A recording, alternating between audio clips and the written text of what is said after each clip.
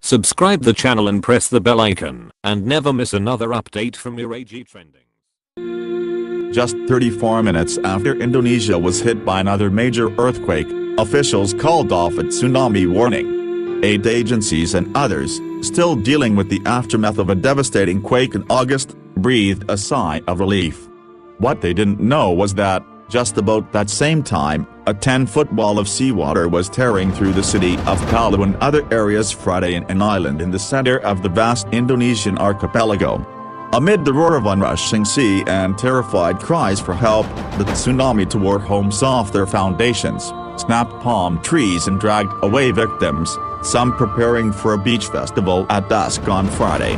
Bodies were later left on the sand as the waters receded, and some were dragged out to sea.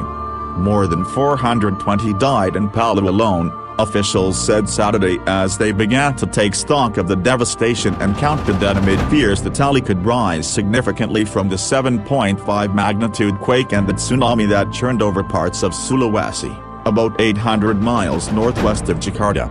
Indonesian Vice President Yusuf Kala, in an interview with local media, said the death toll could reach well into the thousands. Among the dead was a young Indonesian air traffic controller who stayed at his post when the earthquake hit to ensure that a plane carrying hundreds of passengers took off safely. He jumped from the tower and died before a medical helicopter could reach him. Elsewhere, rescue teams confronted washed-out roads and bridges as they tried to reach another city, Donggala, and other areas completely cut off by the quake and tsunami.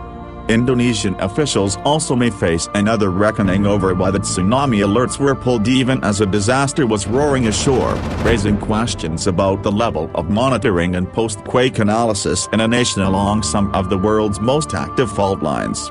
People were still going about their activities on the beach and did not immediately run, said Sutopo Purwonegoro, spokesman for Indonesia's National Disaster Management Agency, who said that hundreds were gathered in Palu for a beach party. The number of deaths, he said, will continue to rise as the search continues. Indonesian officials and aid agencies struggled with battered communications, destroyed roads and landslides.